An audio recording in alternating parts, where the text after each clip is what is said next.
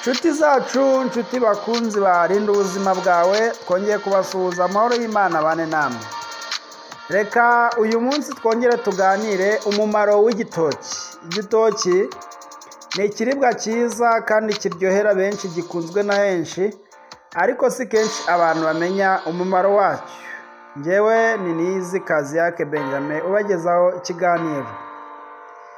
Ibitoki burya bifite ibyitwa albumine, bikagira amasukari, bikagira ibinure bikeya kandi byiza, bikagira amazi, bikagira kalori ndetse na za vitamine D. Amasukari aba mu bitoki akoreshwa neza n'umubiri kandi mu buryo bworoheje, ndetse akoreshwa neza cyane kurusha za amido cyangwa starch zo mu birayi. Uruhare rwabyo rero mu mirire rurumvikana ko ari ingenzi bitewe n'uko zitera cyane n'imbaraga. Ubwo ni ukuvuga imbuto z'ibitoki. Ibitoki muri rusange bitera imbaraga cyane kuko bifite amasukari meza itakoreshwa n'umubiri. Biratunganyije, bimeze nk'ibiribwa bitunganyijwe. Amasukari yabyo aroroshye cyane kandi amerera neza, akanagwa neza umubiri. Kuba bifite ibishishwa binini kandi bifunitse hose ni byiza kuko isuku yabyo iba yizewe bihagije. Iyo binombwe rero, ndavuga ibitoki bitetswe bakabinomba neza, kiba ikiribwa cy'ingenzi ku bana batoya kandi abana barabikunda kubera uburyohe bwabyo. Iyo biriwe byonyine gusa, kimwe n'ibirayi, birwanya impiswi.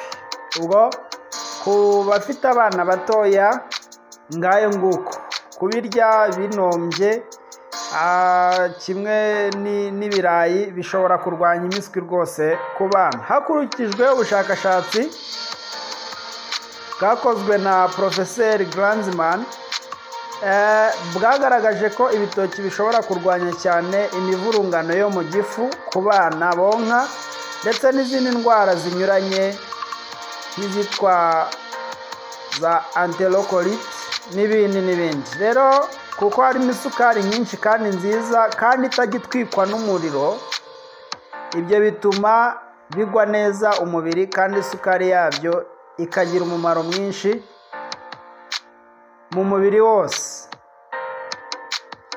Imineke nayo ishobora kurwanya fermentation, bivuze kuzura k'umwuka mu mara, mu nda, mu gifu n'ahandi, bikazana umwuka mubi cyangwa ubundi buryo bw'imyuka binyuranye.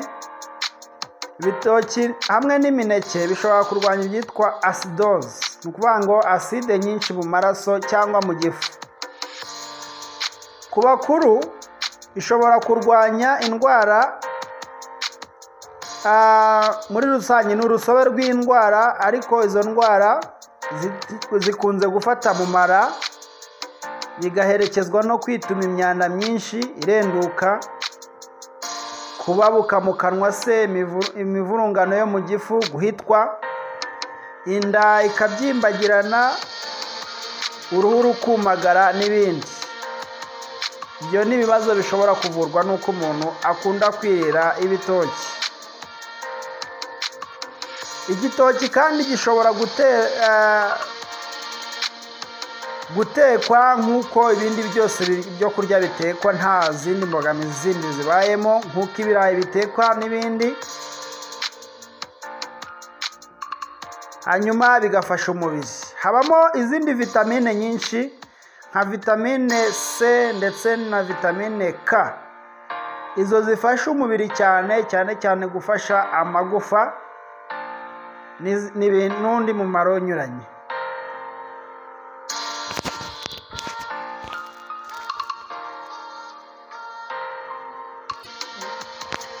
Kuba ibitoki kandi bikize kuri za proteine, bituma biba ikiribwa cyiza cyane gishobora kubaka umubiri kigatera n'igikuriro.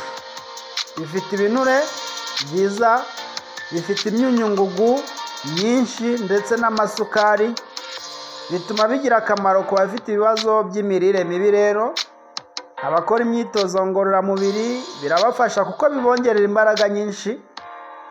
Abateshejwe umutwe n'umunaniro, abatwite ndetse n'abonsa bakeneye ibitoki. Igitoki ni kimwe mu mbuto zitera imbaraga kubera zikize ku masukari meza.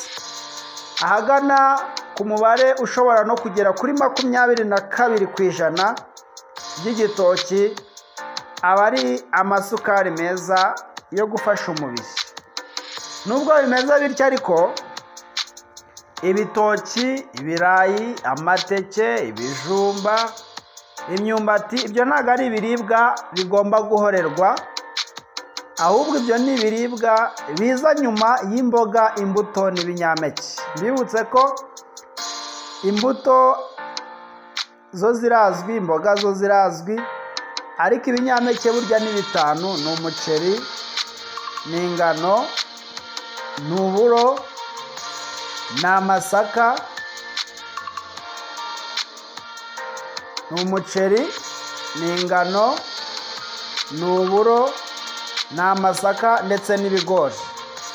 Ibyo binyampeke uko ari bitanu bifasha umubiri w'umuntu mu buryo bwose, yaba ubw'imbaraga, yaba ubwo kubakika k'ubwonko ndetse no gutungana k'umubiri muri rusange, guherekezwa n'imboga n'imbuto. Ibyo bikaba nyambere,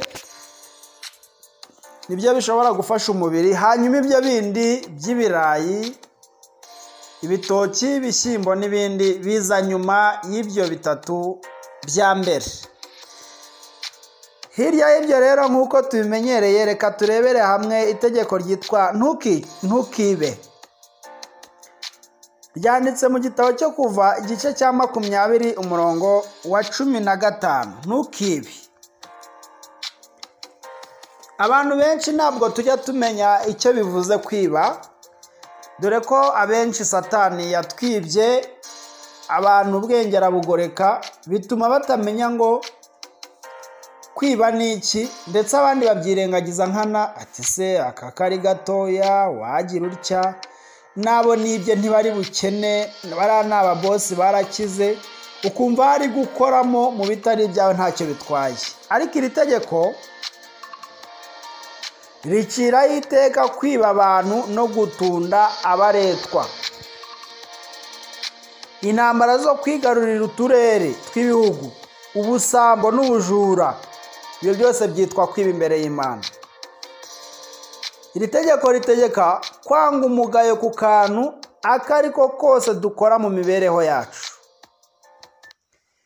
Ribuzanya kandi gutwara n'ibitari ibyacu mu bucuruzi, kandi ritegeka kuriha imyenda y'ukuri n'ibihembo by'abadukorera. Abacuruzi kuregura iminzani ntibyemewe. Abakoresha ntibyemewe kurenza igihe wageneye umukozi wawe kuzamuhemba. Igihe cyose ugerageje kwishakira inyungu bitewe n'ubujiji bwa mugenzi wawe, bitewe n'imbaraga nke ze, bitewe n'ibyago by'abandi, byandikwa nk'ubujura mu bitabo byo mu ijuru. Ni ikibazo gikomeye cyane, aho abantu basigaye bariganya abandi kubera ko babarisha ikoranabuhanga. Bakabariganya kubera ko ibyo bari kubabwira batabizi neza. Bakabariganya bitewe n'uko bize menshi, abandi ari abaswa bavuye mu batize. Ni icyaha rero. Nubwo wowe waba uri kwiba akurusha ubushobozi kandi bitari butuma akena, ntabwo biri bubuze kwitwa icyaha. Ngayo nguko rero, gukorera Imana nibwo butunzi buhambaye kurusha ibindi, kandi kuyikomeza akaramata bizatuma tugira ibindi byiza, kandi nubwo tutabigira turi hano mu isi, twizeye ko tuzatungana tukabaho neza, kuko ubuntu turabaho mu gihe tuzaba turazwe agakiza k'iteka, ari ryo juru rihoraho n'isi nshya. Naho Imana ibafashe kandi ibahe imyumvire myiza mu izina rya Yesu.